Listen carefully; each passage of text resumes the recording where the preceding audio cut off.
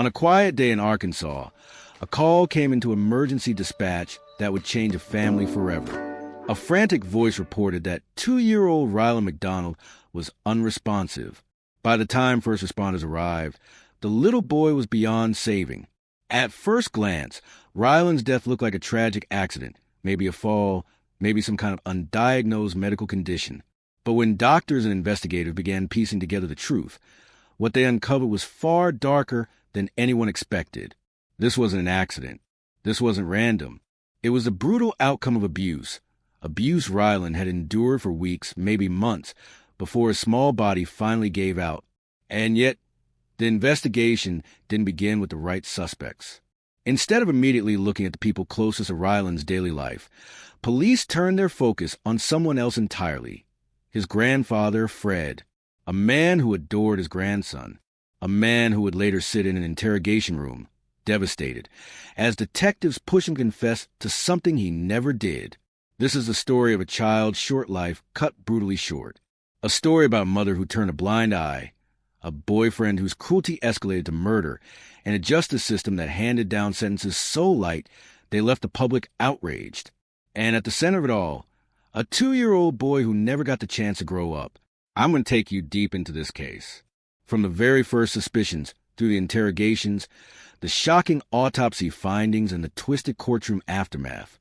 And along the way, you'll see how a system that was supposed to protect Ryland instead failed him at every turn. Stay with me, because once you hear how this case unfolded, you won't forget it.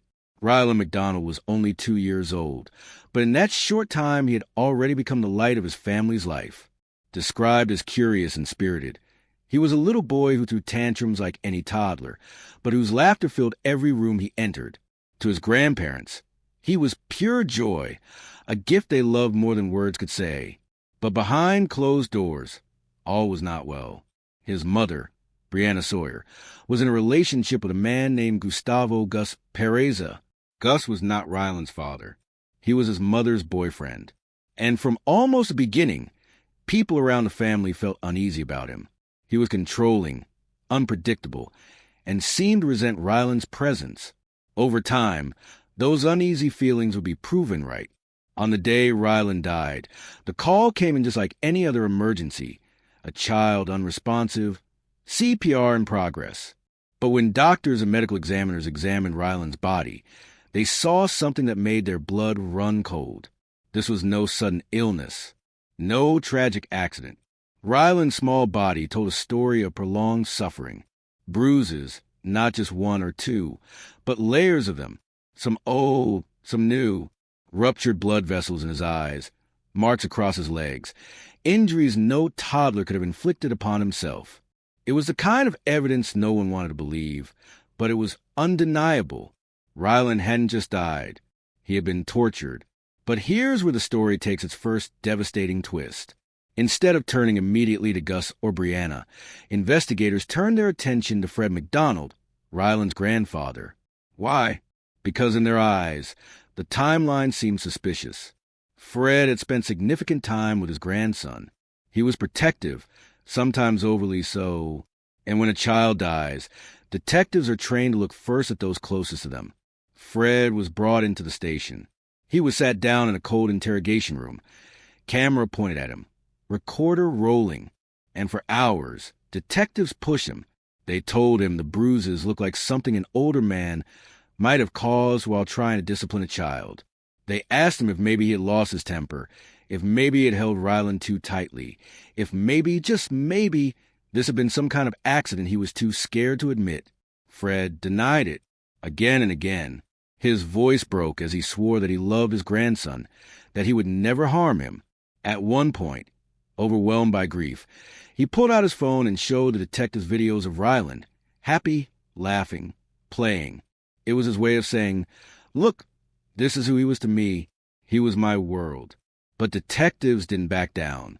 They showed him the preliminary cause of death. They referenced bruises. They told him the machine, a controversial voice stress test, suggested deception. Fred sat there, devastated, grieving, and yet being treated as though he were the killer. And as you'll see, that focus on Fred wasn't just wrong. It cost investigators precious time, time that could have been spent looking at the real culprit. While Fred was being grilled in that interrogation room, Gus and Briana were out living their lives. And Gus, in particular, wasn't exactly subtle. Investigators would later uncover that around the time of Ryland's death, Gus had been making disturbing Google searches. He asked questions like how long injuries take to heal, how to explain bruising, even how to cover up abuse. It was as if he knew the walls were closing in, and he was desperately trying to find ways to hide the evidence. And yet, for a time, none of that mattered, because police had tunnel vision. They were locked on Fred. It wasn't until forensic teams began digging deeper, into phone records, into camera rolls, into the autopsy itself, that the cracks in the original theory began to show. Photos were recovered from Briana and Gus's devices. Photos of Ryland. In them, the little boy's body told a story of escalating abuse, bruises that couldn't be explained away by playground falls, whip-like marks across his legs, burst blood vessels in his eyelids, consistent with being strangled or smothered. It was undeniable. This wasn't Fred. This wasn't an accident. This was something far more sinister. And with that, the focus of the investigation began to shift. Detectives invited Fred back for what they called a conversation. But the moment he sat down, the room's energy shifted. What Fred thought would be a cooperative meeting about Ryland turned into a psychological ambush. They told him he had the chance to clear his name if he passed a test. The test wasn't a standard polygraph. It was something called a CVSA, Computer Voice Stress Analyzer. On paper, it sounds scientific. The machine claims to measure microtremors in a person's voice to detect stress, supposedly signaling deception. But in reality, it's been debunked again and again. The Department of Defense, independent research groups, even law enforcement's own studies have called it unreliable. Courts refused to accept it as evidence. Yet here it was, being wielded as if it were gospel truth. Fred didn't know any of this. He was a grieving grandfather, not a trained investigator. So when the examiner asked him simple yes or no questions, Fred answered honestly. But later, they told him something chilling. You failed. The implication was clear. The machine said he was lying about what happened to Ryland. Fred was stunned. He had nothing to hide. He hadn't harmed his grandson. Yet suddenly, the detectives leaned in harder, their tone sharper, their questions more pointed. Fred, are you sure there was an accident? Are you sure you're not covering something up? The pressure mounted. Every denial he gave, they twisted back at him. That's exactly what someone guilty would say. One of them muttered, and in that moment, the wall seemed to close in. But Fred's defense wasn't a rehearsed alibi. It wasn't slick lawyer speak. It was heartbreak. He pulled out his phone, opened the gallery, and scrolled to the last videos he had of Ryland. His eyes filled with tears as he showed them the screen, Ryland giggling, babbling, playing. "This is my baby boy," Fred whispered. "I would never hurt him." For a moment, the detectives were silent. Even in the cold, fluorescent-lit room, Fred's pain was undeniable. But they still had a job to do. And once a seed of suspicion takes root, it's hard to kill. So while Fred walked out still under a cloud of doubt, investigators quietly shifted their gaze elsewhere. And that's when the focus turned toward Gus and Briana, the parents who had been with Ryland in those crucial final hours. Fred thought he was coming in to help. He believed the detectives wanted answers just as badly as he did. But once he sat down in that small, windowless room, everything changed. They told him there was a way to prove his innocence, a test. It wasn't a polygraph. Instead, it was something called a CVSA, a Computer Voice Stress Analyzer. To the average person, it sounds scientific, almost futuristic. The machine claims it could detect deception by measuring tiny tremors in a person's voice. But here's the truth. Study after study has debunked it. Courts don't recognize it. Even federal agencies have abandoned it. Yet in this case, it was used as if it were the gold standard. Fred didn't know that. He wasn't a lawyer. He was an investigator. He was a grieving grandfather. So when they asked him simple yes or no questions, he answered. He thought honesty would set him free. But when the test ended, the examiner looked him in the eye and delivered a devastating blow. You failed. Fred froze. Failed? How could he fail when he told the truth? But suddenly, the detectives were circling in. Their voices sharpened. Their tone hardened. Fred, are you sure there was an accident? Are you sure you're not covering something up? Every word he spoke in defense was turned back against him. That's exactly what someone guilty would say. One of them muttered. Fred wasn't a polished speaker. He didn't have a lawyer sitting next to him, feeding him lines. What he had was love. Raw, aching, undeniable love for his grandson. With trembling hands, he pulled out his phone and scrolled to the last videos he had of Ryland. The little boy's laughter filled the room, his bright eyes staring back from the screen. This is my baby boy, Fred whispered through tears. I would never hurt him. The detectives went quiet. For a moment, even in that sterile interrogation room, the grief was too heavy to ignore. But suspicion doesn't vanish easily. Fred walked out under a cloud of doubt that would linger for months. What investigators didn't know yet was that the real story was about to come into focus, and it would take them straight to the two people who should have protected Ryland the most. Before I continue, take a second to let that sink in. A grandfather broken with grief, treated like a suspect, while the truth sat waiting in plain sight. Stories like this deserve to be heard. And if you believe Ryland deserves justice, make sure you're subscribed so you don't miss what comes next. The focus shifted to Gus and Briana, Ryland's parents. From the beginning, their stories didn't sit right with detectives. And once investigators dug deeper into Gus's behavior, the picture became darker than anyone could have imagined. Gus was quick to paint himself as a victim of tragedy, a father who had lost his little boy. But his own digital trail told another story. Detectives pulled his Google search history. What they found was disturbing. In the days leading up to Ryland's death, Gus searched for terms like, what happens when a baby is shaken too hard? And how long does it take a baby to stop breathing? And the day after Ryland died, Gus opened his phone and searched for prayers. Not prayers for peace, not prayers for strength, but prayers for forgiveness. The timeline grew tighter. Witnesses recalled hearing cries and arguments in the home. Neighbors described tension. The bruises on Ryland's body began to make sense.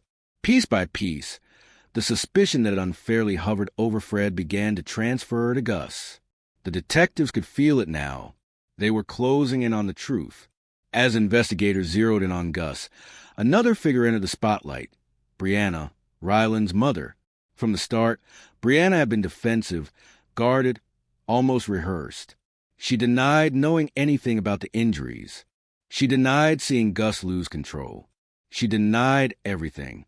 But detectives knew that denials can only stretch so far before the cracks begin to show. They pulled her phone records. The digital trail told a story far different from her words. While she sat across from detectives insisting she didn't know what happened, her phone showed searches about infant head injuries, shortness of breath, and swelling.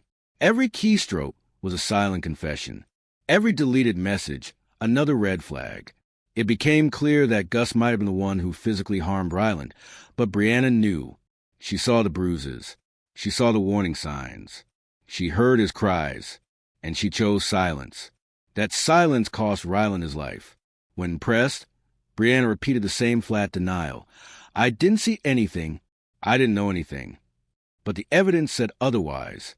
Her lies were stacking up against her, and investigators could feel the truth pressing in from all sides. Still, Briana showed no real grief, no motherly desperation, no instinct to protect her child's memory, just cold detachment. It was Fred, the grandfather, who broke down and begged for answers. Fred, the man who was treated like a suspect, who carried the deepest scars of all. As the case unfolded, the public grew outraged. How could a grandfather be interrogated and accused while the parents slipped through the cracks for so long? How could Ryland's short life end in so much violence and silence? And at the center of it all, a judge whose decisions would leave the community questioning everything. Judge Brad Caron. Before we get to him, pause for a moment. If this story has shaken you already, imagine what's still ahead. A child failed by the very people who should have protected him. A justice system that stumbled. If you want more stories like this brought to light, hit the like button. It helps push these stories to others who need to hear them. The spotlight now turned to courts, and what happened next left Ryland's community in disbelief. The courtroom was packed the day Gus stood trial. Families, reporters, and strangers filled the benches, all waiting to hear how justice would be handed down for the death of 2-year-old Ryland. The evidence was overwhelming. Photos, medical records, testimonies, all painted the same brutal picture. Ryland had not been a child who fell down too often. He had not been clumsy. He had not been unlucky. He had been tortured, bruises wrapped around his tiny arms and legs. His eyelids showed ruptured blood vessels, a classic sign of strangulation. Burns marked his little hands, the kind Gus casually explained away as an accident with a curling iron. But medical experts knew better. The prosecution laid it all out. They said Gus didn't just lose his temper once. This was ongoing, prolonged, intentional.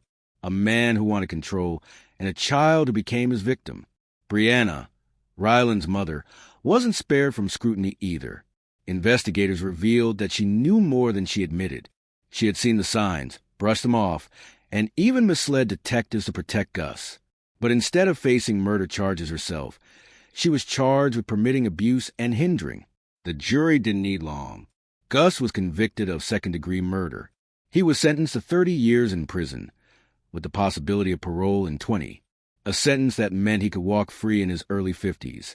Still young enough to start over. Still young enough to rebuild a life. Unlike Ryland, whose life had already been stolen, but it was Brianna's sentence that sparked outrage. For turning a blind eye to her son's torture, she received 6 years of probation. Not prison, not hard time, probation. The public was stunned. How could mother allow such horror and walk away with little more than a warning? The answer lay in the man presiding over the case, Judge Brad Caron. This wasn't the first time his decisions had drawn fire. Years earlier, in another child murder case, he shocked the community by declaring a mistrial, not because of failure in evidence, but because one of the victim's family members, overcome with emotion, rushed the courtroom in anger. The conviction had already been secured. The case was all but over. Yet Judge Caron's ruling upended everything. Over time, a pattern emerged. Judge Caron, it seemed, had a troubling record of leaning toward leniency in cases that involved the most vulnerable victims, children. And it didn't stop there. Reports surfaced of him pulling rank outside the courtroom, flashing a gun and berating people over parking spots. At one point, he even jailed a reporter for taking notes during a hearing, despite no malicious intent. To many, this was a man drunk on power, a man whose judgments raised more questions than answers. So when Gus received 30 years with a chance to walk in 20, and Briana walked away with probation, the community wasn't just angry, they were heartbroken. They asked, where's justice for Ryland? And maybe that's the hardest part of this story. Ryland's tiny voice was silenced forever, while those responsible still had futures waiting for them. If you believe little Ryland deserved better, make sure you share the story. His name should not be forgotten. But the story doesn't end here, because long after sentencing, Briana moved on with her life. Social media posts showed her smiling, quoting vague inspirational phrases, and starting new relationships. To her, life went on. But for those who knew Ryland, the pain never stopped. In the months that followed, life seemed to move on for Briana. On her Facebook page, she shared smiling selfies, inspirational quotes, and updates that made it appear as if nothing had happened. Sometimes the best thing you can do is not think, not wonder, not imagine, and not obsess. Just breathe and have faith that everything will work out for the best. To her followers, it may have sounded like harmless positivity, but to anyone who knew the truth, it felt like a cruel reminder, because when it mattered most, Briana didn't think. She didn't wonder. She didn't act. She didn't protect. Her silence, her blindness, cost her son his life. Another post read, always smile, even when things get tough.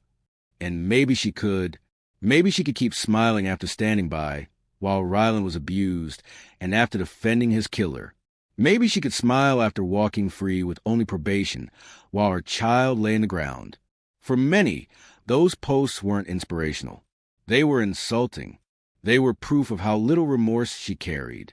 Meanwhile, Judge Brad Karen continued presiding over cases, despite his resignation from one position after a public parking lot outburst, where he was caught on camera armed berating a teenager over reserved space. He still held power in Arkansas courtrooms. His history of leniency, his jailing of a reporter over a misunderstanding, his questionable decisions in child abuse cases, all of it followed him. Yet somehow, he remained in place. And that's the most unsettling part. The system that failed Ryland wasn't just Briana or Gus. It was the very institutions meant to protect him.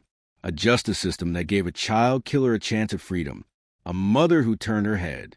A judge whose rulings tilted toward mercy for the guilty instead of justice for the innocent. 2-year-old Ryland Macdonald's life ended in pain and silence. He will never get to run in a playground, laugh in a classroom, or blow out birthday candles. His memory rests in photos and in the voices of those who refuse to let his story be buried under court transcripts and case files. And maybe that's why stories like this matter. Because if no one speaks for Ryland, if no one remembers him, then the silence wins again. So don't let his name fade away. Share his story. Say his name. Ryland Macdonald deserved so much more than what he was given. I'm Mr. Black, and this is just one crime